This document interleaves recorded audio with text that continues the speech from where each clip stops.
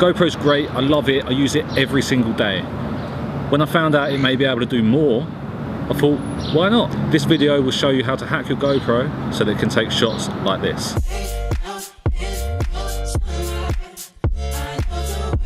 Before we jump into this, guys, I want to credit the channel where I originally saw this hack. It's Rob and Jonas Filmmaking Tips. It's a great channel. I'm a subscriber. If you're into anything like filmmaking or photography, anything to do with cameras, you should be a subscriber too. Go check that channel out. I'll put a link in the description. Now we'll just jump straight into the tutorial. Okay, let's get into this. Things you're going to need are pliers, glue, tape, a knife. I have two here just because I weren't sure which one to use. I ended up switching between the two, and your GoPro. Oh, and you're going to need your phone or another screen, just something to see the focus. Grab your GoPro and have a look at the plastic casing around the lens. The first step is to pry this off.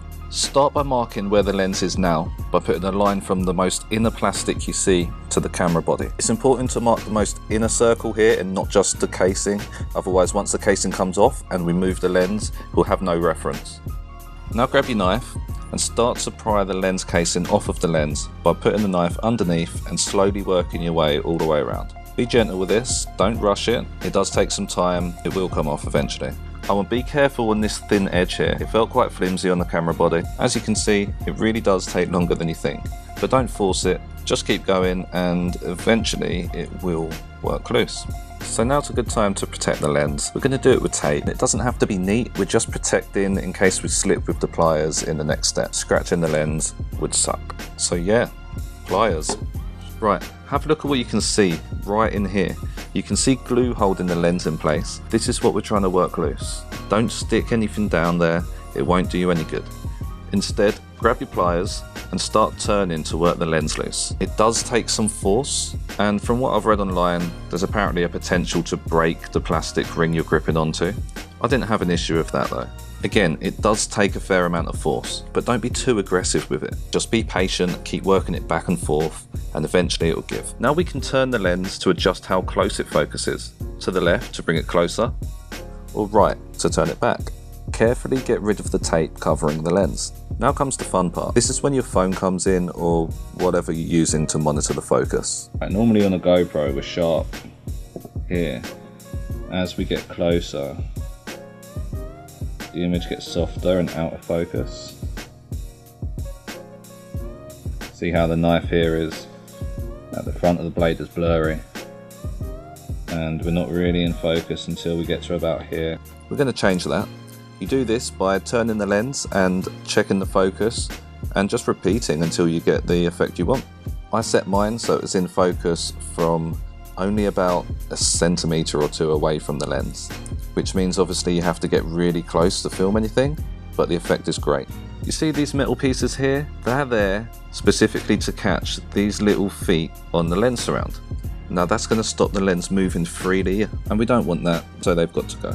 The reason why I need to glue the rubber thing is because it's actually what makes the connection between this plastic ring and the lens. It's the only bit that touches. Okay, so the rubber ring came from inside the lens surround. If you don't see it, it's probably still in there. Glue this back in place. Be neat. Any excess glue will dry and make the ring too tight to fit back in place. Protect the lens again, this time from glue though, so be diligent. If we spill some glue onto these metal pieces, it's just not gonna spin. That means only use a small amount of glue, guys.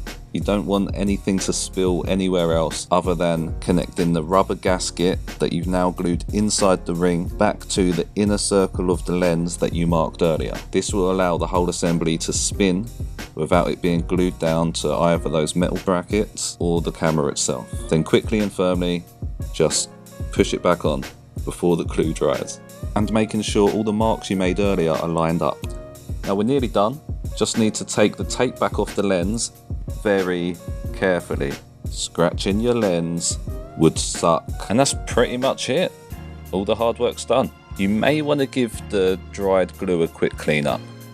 Obviously being careful here too. Scratching your lens would suck. So now you have two marks, one for the macro and one for regular GoPro use. And you can line up the mark on the lens to whichever one suits your need at the time. Here's some shots I took right after doing the hack. Hope you like the result. I do. I think it's great. I'm gonna have a lot of fun shooting macro with the camera for a little while, and being able to switch between the two is just perfect. Hope you enjoyed the how-to hack video type thing, guys. If you do try it, let me know how it went below.